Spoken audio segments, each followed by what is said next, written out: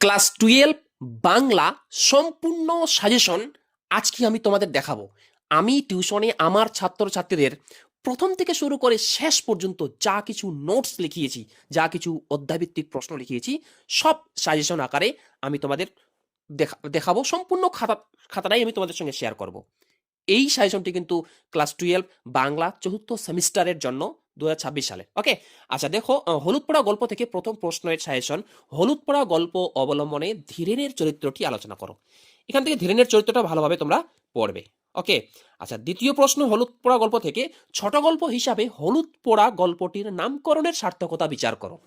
এই দুইটি প্রশ্ন তোমরা ভালোভাবে দেখে যাও। আশা করি এখান থেকে এই প্রশ্ন কিন্তু একটা প্রশ্ন এখান থেকে কমন পেয়ে যেতে পারো। ওকে, আচ্ছা 3 নম্বর প্রশ্নের সাজেশন হলুদ পোড়া গল্প থেকে। হলুদ পোড়া গল্পে যেভাবে কুসংস্কার ও অন্ধকারাচ্ছন্নতাকে ফুটিয়ে তোলা হয়েছে তা সংক্ষেপে আলোচনা করো। তবে একটা কথা বলে দিই, এই 3টি প্রশ্নের মধ্যে প্রথম প্রশ্নটি মানে ধীরেরা চরিত্র এবং দ্বিতীয় প্রশ্নটি মানে নামকরণের সার্থকতা খুবই গুরুত্বপূর্ণ। ওকে, এই দুটি ভালোভাবে পড়বে। তারপরে চলে আসো, একটি তোমার আরেকটি গল্প আছে, হারুন সালেমের মাসি। এই গল্প থেকে প্রথম প্রশ্নের সাজেশন দেখো, আমি টিউশনে আমার ছাত্রদের লিখে দিয়েছিলাম, তাদের খাতা থেকে নোটসটা দেখাচ্ছি। হারুন সালেমের মাসি গল্প অবলম্বনে গৌরবীর চরিত্রটি আলোচনা করো। অথবা হারুন সালেমের মাসি গল্পে মাসির চরিত্র বৈশিষ্ট্য যে পরিচয় পাওয়া যায় পেয়েছো তা আলোচনা করো। মানে অর্থাৎ এই চরিত্রটা কিন্তু ভালোভাবে পড়তে হবে হারুন সালেমের মাসির। ওকে, আচ্ছা দ্বিতীয় প্রশ্ন, এই হারুন সালেমের মাসি গল্প থেকে তোমরা পড়বে, দেখো লাইন তাহলে কোশ্চেন, বড় দুঃখ হলো গৌরবীর, তারপর মনে হলো তার তার যে মা তা তার চেয়ে মা হারার ভাগ্যবতী। গৌরবীর দুঃখ হলো কেন? তার চেয়ে হারার মা ভাগ্যবতী হওয়ার কারণ কি? ওকে, একটু বানানটা মিস্টেক আছে এখানে। তাহলে এই প্রশ্নটা হারুন সালামের মাসি গল্প থেকে তোমরা ভালোভাবে পড়বে। ওকে, আচ্ছা পরের প্রশ্ন দেখো, আমি টিউশনে আমার ছাত্রদের লিখিয়েছিলাম কি দেখো, গৌরবীর শুকনো বুকে যেন কিসের ঢেউ লাগলো।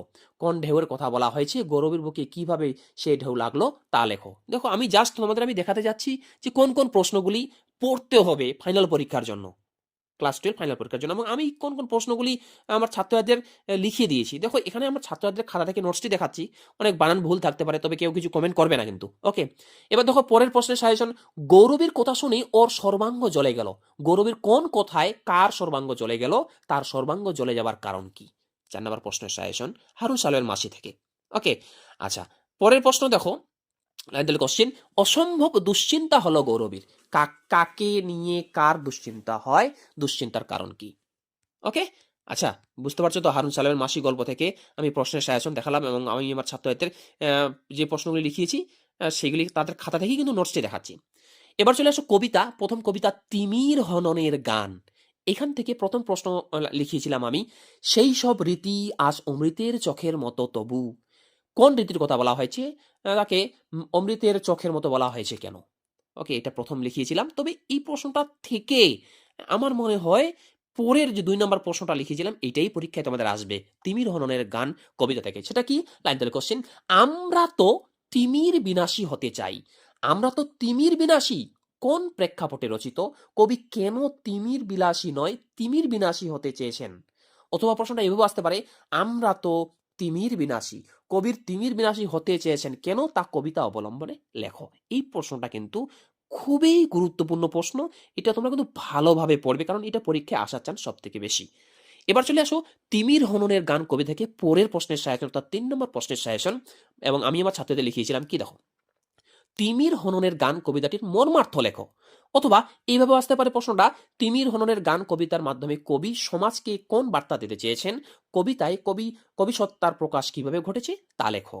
ওকে, এই হয়ে গেল তিমির হননের গান কবিতা থেকে যে প্রশ্নগুলি আমি লিখিয়েছিলাম টিউশনে আমার ছাত্রছাত্রীদের, তাদের খাতা থেকে আমি তোমাদের নোটসটি দেখাচ্ছি। ওকে, আচ্ছা তারপরে লাস্ট প্রশ্নের সাজেশন তিমির হননের গান কবিতা থেকে।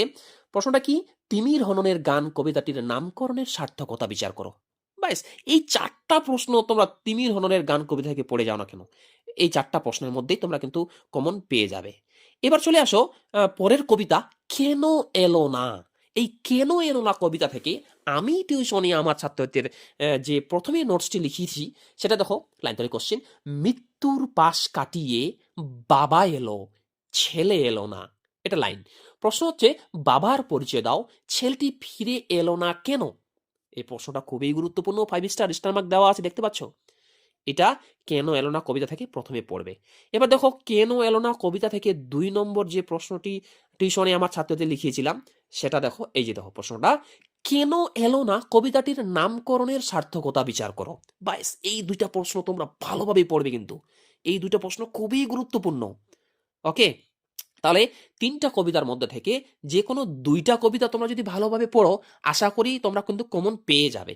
ওকে, এবার চলে আসো এই কেন এলো না কবিতা থেকে 3 নম্বর প্রশ্নের সাজেশন। আমি আমার ছাত্রদের কি লিখিয়েছিলাম নোটসটা দেখে নাও। সারাটা দিন ছেলেটা নেচে নেচে বেরিয়েছে। ছেলেটাকে ছেলেটাকে তার নেচে বেড়ানোর কারণ ও পরিণতি লেখো। মানে নেচে বেড়েছিল কেন, এটা লিখতে হবে, এবং পরিণতি মানে নেচে বেড়ানোর পরে কি হয়েছিল এটা লিখতে হবে কিন্তু। ওকে, এবং উত্তর সহ দেওয়া আছে এখানে। এটা টোটালটা একটা পিডিএফ। এই পিডিএফটি তোমরা যদি কেউ নিতে চাও, অবশ্যই কমেন্টে লিখে জানাও, এবং কমেন্টে তোমাদের নিজের নিজের হোয়াটসঅ্যাপ নাম্বারগুলো আমাকে কমেন্টে লিখে দিয়ে দাও। তোমাদের ওই নম্বরটা আমি সেভ করার পর হোয়াটসঅ্যাপে আমি তোমাদের পাঠিয়ে দিব। ওকে, আচ্ছা, এবার চলে আসো, আমি তোমাদের 2টা কবিতা থেকে প্রশ্নের সাজেশন দেখালাম। এবার চলে আসো, একটি তোমাদের নাটক আছে, যে নাটকটির নাম নানা রঙের দিন। এই নানা রঙের দিন নাটক থেকে প্রথমে আমি আমার ছাত্রদের লিখিয়েছিলাম, শিল্পকে যে মানুষ ভালোবেসেছে তার বার্ধক্য নেই কালীনাথ। নানা রঙের দিন নাটক অবলম্বনে মন্তব্যটির তাৎপর্য লেখো। এটা প্রথমে লিখিয়েছিলাম। তবে এই প্রথম প্রশ্নটা একটু কম গুরুত্বপূর্ণ। ওকে, হ্যাঁ, তবে এই দ্বিতীয় প্রশ্নটা খুবই গুরুত্বপূর্ণ, নানা রঙের দিন নাটক থেকে। প্রশ্নটি কি? নানা রঙের দিন নাটক অবলম্বনে রজনীকান্ত চট্টোপাধ্যায়ের চরিত্র বিশ্লেষণ করো। এই প্রশ্নটা বেশি গুরুত্বপূর্ণ। ওকে, আচ্ছা, এই রজনীকান্ত চট্টোপাধ্যায়ের চরিত্র তোমরা নানা রঙের দিন নাটক থেকে পড়বে, তারপরে কি পড়বে? তারপরে এটা পড়বে, খুবই গুরুত্বপূর্ণ, ভেরি ভেরি ইম্পর্টেন্ট বলতে পারো। সেটা হচ্ছে নানা রঙের দিন নাটকের সূচনায় মঞ্চসজ্জার যে বর্ণনা আছে তা নিজের ভাষায় লেখো। নাটকটির নামকরণ কতখানি সার্থক তা আলোচনা করো। মানে মঞ্চসজ্জার বিবরণ প্লাস নামকরণের সার্থকতা। ওকে, এই প্রশ্নটা ভালোভাবে পড়বে। দেখো, আমি ছাত্রছাত্রীদের কি কি নোটস লিখিয়েছি সেটাই আমি তোমাদের দেখাচ্ছি। ওকে, এবার পরে দেখো, পরের প্রশ্ন হচ্ছে এখান থেকে এটা পড়বে, যেমন লাইন তুলে কোশ্চিন, অভিনেতা মানে একটা চাকর, জোকার, একটা ক্লাউন। লোকেরা সারাদিন খেটে খুঁটে এলে তাদের আনন্দ দেওয়াই হলো নাটকওয়ালাদের কর্তব্য। বক্তার কথার তাৎপর্য আলোচনা করো। এই প্রশ্নটা একটু তোমরা দেখে যেতে পারো। ওকে, আচ্ছা, পরের প্রশ্ন সাজেশন নানা রঙের দিন নাটক থেকে এই 6টা পড়লেই হয়ে যাবে, আমি আমার ছাত্রদের আর লেখাইনি। এবার চলে আসো বাংলা সাহিত্যের ইতিহাস, মানে তোমাদের আরেকটি বই যে আছে, দ্বিতীয় বইটি, ওই বইটির মধ্যে যে একটি অধ্যায় আছে বাংলা চিত্রকলার ইতিহাস। এই চিত্রকলা থেকে কার কার কোন কোন বিষয়ের নোটস পড়বে? দেখো, প্রথম নোটস আমি লিখিয়েছি আমার ছাত্রছাত্রীদের, বাংলা চিত্রকলার ইতিহাসে যামিনী রায়ের অবদান আলোচনা করো। প্রথমে কিন্তু আমি তো ওদের যামিনী রায়ের অবদান লিখিয়েছি।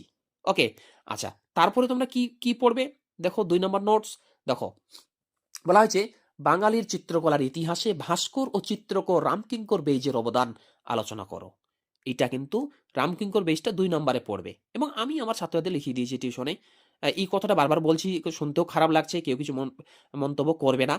এরপরে দেখো, চিত্রকলা থেকে 3 নম্বর নোটস আমি লিখিয়েছিলাম, চিত্রকলা চর্চায় শিল্পাচার্য, এখানে নন্দলাল কথাটা নেই, নন্দলাল বসুর অবদান আলোচনা করো। এই নন্দলাল বসুর অবদান 3 নম্বরে এখান থেকে পড়বে।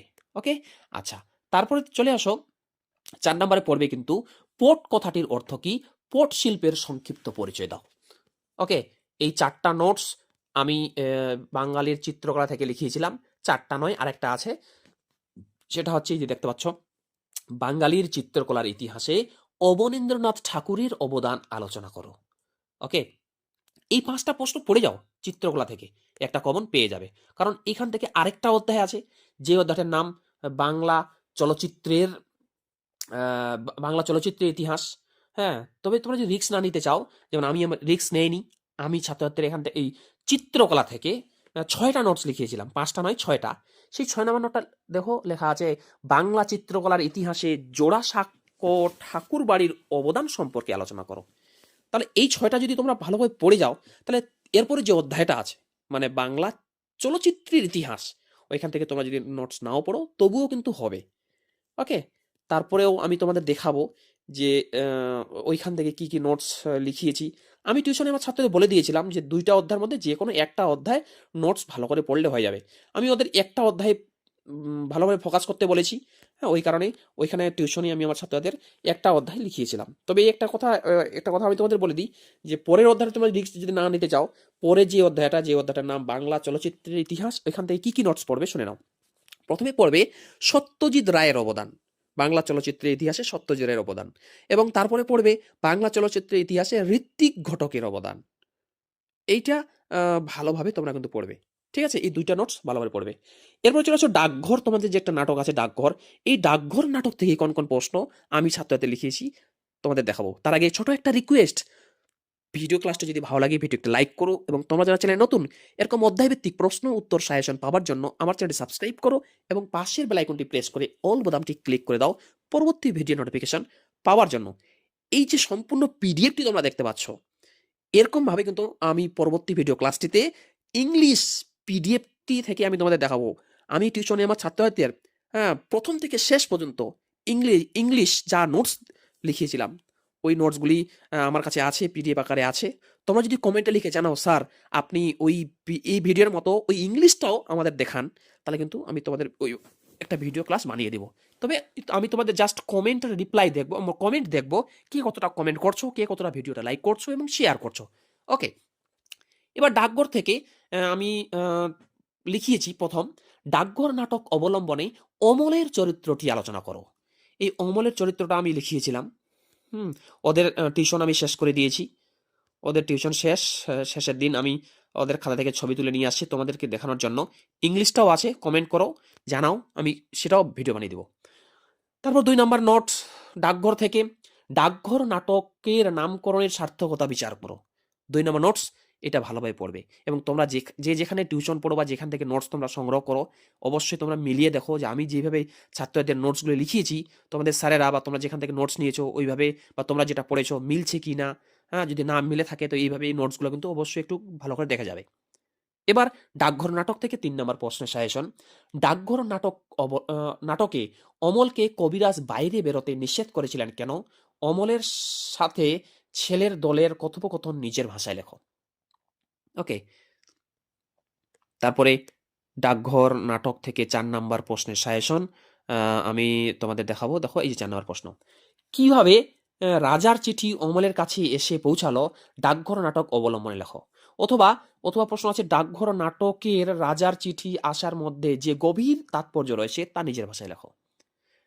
ওকে, এটা ভালো করে পড়বে ডাকঘর নাটক থেকে। তারপরে ডাকঘর নাটক থেকে তারপরের প্রশ্ন পড়তে হবে। দেখো এই যে দেখো, ডাকঘর নাটকে চিঠির গুরুত্ব আলোচনা করো। এই চিঠির গুরুত্বটা একটু তোমরা ভালোভাবে দেখে যেতে পারো, তবে অত ইম্পর্টেন্ট কিন্তু নয়, আমি লিখিয়ে দিয়েছি জাস্ট ছাত্রছাত্রীদের। ঠিক আছে? হ্যাঁ, এই প্রশ্নটা খুব ইম্পর্টেন্ট। ডাকঘর নাটকে দইওয়ালার বাড়ি কোন নদীর পাড়ে ও কোন পাহাড়ের তলায়?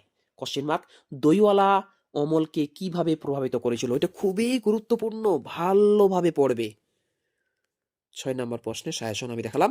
আরেকটা প্রশ্ন লিখিয়েছিলাম সম্ভবত আমি টিউশনে আমার ছাত্রছাত্রীদের, ডাকঘর নাটক, ডাকঘর তো নাটক নয়, ডাকঘর গল্প থেকে। দেখো, সেটা হচ্ছে, ডাকঘর নাটক অনুসরণে দইওয়ালার গ্রামের পরিচয় দাও, বা ওদের গ্রামের বর্ণনাটা কিন্তু আসতে পারে, খুব গুরুত্বপূর্ণ। দইওয়ালার গ্রামে যেভাবে দৃশ্য যেভাবে ফুটে উঠেছে তা আলোচনা করো, এটা কিন্তু পরীক্ষায় আসতে পারে।